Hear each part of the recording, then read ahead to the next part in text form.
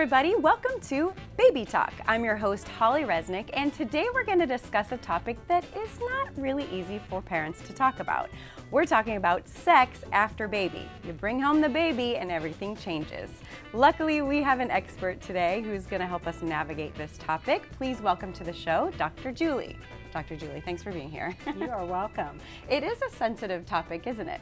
It's a challenge, and it's a challenge for couples to talk about what's going on in the bedroom, or more likely, what's not going on in the bedroom.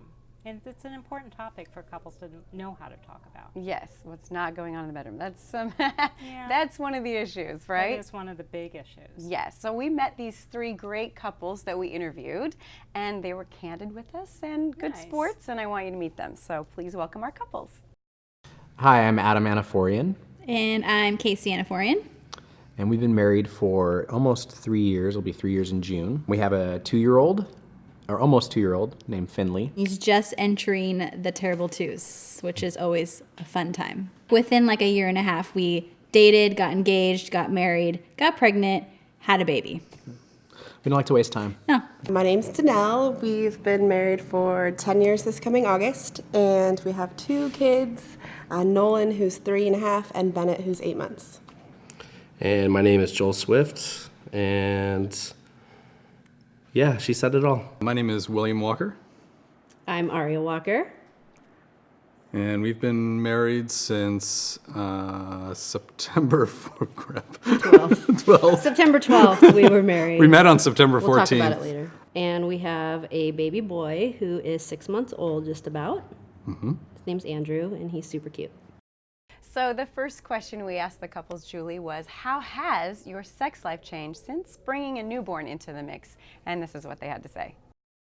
Sex and intimacy now after a baby is definitely something that we have to be a little more intentional about and more deliberate Planned. about it. It's not as spontaneous as before.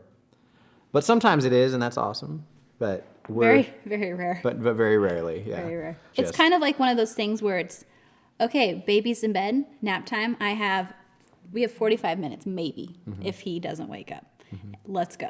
Well, you got someone in the room watching you, basically. I mean, you got a little kid in the crib or bassinet. That's kind of weird. So I would just say sex is less frequent, but still good. It's a little bit more to the point. You know, there's less foreplay. Gotta get it done, guys. I feel like for us, we had 7 years of just us, so we were able to do whatever we wanted whenever we wanted. Now with kids, you are kind of like, I feel like we have to be like super stealth, or like, all right, when it's in bed, let's do this. And we kind of like, just knock it out. You got to do it. When you love someone that much enough to have a kid, I think that you're so comfortable that I can't imagine not being comfortable with him. That's great. Well, before the baby, we could, do it on the kitchen floor, kind of wherever you are. We like to eat and cook, so. But we clean up and then eat and cook. Right. So yeah, we just spontaneity. And then afterward, it's definitely timed and planned. And it's a little bit harder to come by. Sex before a baby was spontaneous and frequent, very often. In fact, the month in which we got pregnant, when we tried to figure out which day the baby was conceived, we absolutely had no idea because that was a very fruitful period of our lives. Fruitful. Now, I'd characterize it as very, very infrequent. Not very infrequent, infrequent. Mechanical. I wouldn't go that far. There's still some passion and some heat. Mechanical passion. Now we come home at the end of the day and we're exhausted and we're hungry and we have to feed this small child first and put him to bed before we can even think about ourselves. And by the time all that is done, our frame of mind is it's time to recover and sleep and rest. And so to flip that switch into an intimate space is pretty tough. So it sounds like it's mechanical and planned and let's knock it out and get it done. Is that normal? Is that what couples can expect when they come home with baby? Well, you have to appreciate it because these couples are doing something. Right. And to me, it's obvious that these couples have had the quickie in their repertoire prior to the baby. Right. So they're going back to something that's known. And certainly when you've got a lot of time limitations, doing something rather than nothing is a good starting point. Something rather than nothing. Yeah, and it's not going to be forever, but they're on the same page. And what I also really appreciate is that it's not about a question, it's about a commitment. So it's like, you know, we're going to do this. We're going to get it done. This is our starter course. And, you know, things will grow from there. So they're on the same page. So I think it's a really important lesson that they're teaching us about how to get started. Just something. Yeah, It doesn't have to something. be like it was. Yeah. Maybe it's something new now. Yeah, and it might not seem very romantic, Right. but it is a commitment. It brings closeness. They're probably laughing about it. So it's all in the mix, which is important. Then we asked each couple what was actually better about their sex life post-kids. So this is what they said. We're committed to each other in the relationship and we love each other, and now we have this human together, and I think it makes our love Deeper, stronger. Yeah, deeper. deeper and stronger. Yeah. Post baby, what's best about our love life is we're just so comfortable with each other. We've been through a lot over the last 10 years, and when you have kids, I think you show your true self, your sad self, your happy self, your angry self, and your tired self. So it's really good to be able to just be comfortable, and it makes things way more enjoyable. But also after time of being married and then going through the experience of having kids, you hopefully are growing as a couple. And so you get to know, like, you know, in the love life department, what he or she likes more. So it just, I don't know, makes it better there too, because we're growing and we're learning what, you know, each of us like more. You get into a good rhythm. I think what's better about our sex life post-baby is that there is a depth there now that wasn't there before. I'd say when you've gone through as much as we've gone through in such a short period of time, and then just all the stuff that comes with having a baby, it's, you know, you see this person in a different way, and so there's a deeper intimacy there. So these couples are great. They're talking about a deeper connection now. Absolutely. That's beautiful, but not every couple has that experience. Some of them are distant and they grow apart. What are some of the warning signs that you're not as much lovers as now you're parents, like calling each other mommy and daddy? Right, so you're talking about what happens with that big transition into parenthood, and it's overwhelming. There's a higher sense of vulnerability because you're taking care of a new little life. You have more responsibility, so you feel that, and you're falling in love with this little person, and so a lot of the energy in that has shifted, and so there's a lot of challenges. And yes, these couples are great because they talk about it being deeper and there's more connection and they've been through something really important together, and they've been able to translate that into their lovemaking and their sex life and their physical intimacy and obviously their emotional intimacy. But as you said, Holly, so many parents lose the perspective of the lovers and the couples that preceded becoming parents. And, you know, how do then they navigate that? And those challenges are really significant, especially for moms. Right? Yes, so we know especially that for moms. Yes. those hormonal roller coasters are just wrecking havoc And the with body her mood. image and everything that plays. Whole new landscape going on, you know. Literally. Yes, the geography's different, you know, she's not sure about that, he's probably not sure about that. And those hormones are shifted for a reason, right? It's to direct her to bond with baby. Right. Right, but he thinks, oh, it's my turn now. So there's a lot of tension that can happen. So her challenges are real. And what she often needs is just some alone time. Amen. Yes, and this is where That's he true. can really be helpful, right? It's Right. like, let me take over, you go take a nap, go read a book, find some baby-free zone in the home, right? That's really important, where there aren't diapers and toys and every reminder of baby. She needs to kind of get her head back in the game as well. And for him, the challenges are slightly different. We often think it's the mom that's got the most challenges. But he's kind of often been put on hold for a little while, and Right. and he's not sure where he fits in anymore, where his identity is going to, and maybe he's, you know, been taking care of his own business for a while, so he needs to stop that and pay more attention to her and let those kind of natural urges come up. And so there's a lot of ways that they need to come back together and just reflect on how things were before. You know, I think every couple should have kind of the top 10 list. And just kind of reviewing the top 10 kind of gets you in the mood and reminds you that things were really great before, and they can, you know, come back together again and have that closeness and connection.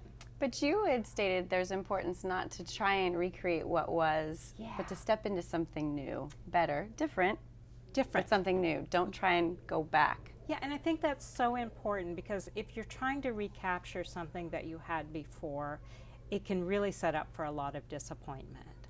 So everything's new, right? There's new ways to understand what works for one another, what doesn't work for each other, and things aren't going to return completely to where they were before. It doesn't mean it's not going to be as good and better, and we heard that with the couples, when you are able to have a physical intimacy out of that depth of the relationship. But I often say you have to kind of shift where the focus is. Shift, as I like to say, from what it was before, which is from the hip bone below to the collarbone above. Oh, okay. Because there's a lot of wonderful nerve endings. So it's about kissing and, you know, just sensuality and erotica, rather than, you know, knowing the old formula that gets you from A to B to O. We also wanted to know what that first time, you know, when the doctor gives you the green light and says you can go for it, what that was like, what that experience was like for the couples. And here's what they said. The first time we had sex after baby, I remember like the first time feeling okay about it. We were at Target and we had Finn like in the basket. I'm like, we're doing condoms. I don't even care if they're not fun. Like, we're in Target and we're having this conversation. Who says they're not fun? Once the decision was made to go ahead and give it a go, there was a lot of just communication throughout the whole process to make sure everybody was comfortable. And it took me a long time to heal from delivery, so it was definitely a slow process getting back into the groove of things. The first time having sex after our first was born, I was so scared. I thought that it was going to be awful and painful, and I really just was like not in. Even when we got the okay, I feel like I wasn't in sex mode. I was in total mom mode, like breastfeeding this baby. Like, these aren't for you, babe. These are for babies. I mean, how was it for you? What was the question again? I think I remember, like, I put in my calendar, like, roughly the date when the doctor said. You did. And I checked back in with you, like, how's everything going? But I was trying to be patient. But I was more of like, It's true. This is the date. There was some time. It was so slow, easy going. You gotta be careful. It was a little bit of a wait. I was very much a wait and see. I didn't want to put any pressure on it. Maybe I did. We didn't wait We didn't for the medical check off. We just did it. That's true. So we're pretty passionate people, so we had a hard time waiting. Most days I want to completely pass out. But So Julie, is there a way for parents to plan or prepare or talk about expectations on that first time back? Oh, it's so hard, because you probably had some sort of a expectation or a pre-plan, and of course nothing goes as planned at this moment, right? So the doctor certainly can give the medical check to the mom, but that's just probably the least important in some ways, because the couple has to find their way, and the mom's really in the driver's seat on this one, because she has a lot of recovery to do. I mean, 6 weeks in after 9 months and a birth is very little time. So everyone has their own timetable in terms of the healing process, but definitely a lot of communication. And by communication, it's listening, talking, and go ahead and find a date. Find a time where you're going to try it out with very low expectations. Try it out, okay. Try it out. See what happens. See if it feels okay. Go slowly. And if things go not well right away, there's no judgment, there's no criticism, there's no disappointment. It's like, celebrate that you tried. You had some success, and make another. That's a great idea. And I wonder about the pressure, though. You know, there's pressure to maybe jump into it before, I would say on the male's part, maybe to pressure the calendar more. Yeah. How do women deal with that? Well, and I think that she's aware of his expectations. Okay. And so again, I would go back to just really talking about things, and if you have a date, being clear that you're going to go very, very slowly, and there's going to be a lot of conversation before, during, and after. And really, again, just anything is a success, even if it's not what his whole expectations was, that he doesn't have full access yet. It's still a good start. So our final question for the couples was, which one would you choose, sleep or sex? And Great choice. yes, this is what they answered. If given the choice, sleep or sex, sex. Definitely sleep. I love you, but sleep. If I could choose sex or sleeping, I would choose sex. I like kind of a mixture of that answer. Sexy where sleeping? Sexy sleeping? Well, no, not sexy sleeping, but I What's like your choice though, sex or sleeping? sleep. It's awesome. You know, the hot buttons kind of coming back there, and so I think I might say sex. I'm a passionate person, and I think I would choose sex over sleep, even if I was tired, just because I know that it's a connection point for us. Yeah. So we like it. A lot. I love when he said sleepy sex. Oh, I know, that's so adorable. Is it an either or? I mean, how do you choose? Well, Two they're- important things. Yeah, and they're really compatible, right? So Right. to have some good sleep is going to make sex better, and having sex is going to make sleep better. So they're not that far apart. And I just love that we have a guy that says, I'd rather have sleep, because you think that that's only going to come from the mom because Right. of sleep deprivation, getting up and feeding the baby all night long. But it's not a choice. It's just a matter of staggering which is going to come first. I like it, and maybe not saving sex till the end of the night Yes. when you're exhausted. It's so important to figure out where that kind of sweet spot is. And of course, nap time, baby's nap time is always the best time. 'Cause Afternoon delights. Afternoon delights, Got you know, it. go back for the nooner. I mean, you knew how to make space for that earlier. You know, this is just a different type of nooner, right? So Right. you use, again, like we talked about earlier, use what worked for you before, just modify it. So if you figured out how to call him and tell him now's the time to, you know, in terms of my clock for pregnancy, then he can figure out how to zip home for baby nap time as I was well. going to say, priorities will change with that lunch Exactly. meeting if your wife Yes, says, it will. I'm ready. Absolutely. It's great. Yep. All right, Julie, bring it home for us. Why is it so important for couples to reclaim their sex life after baby?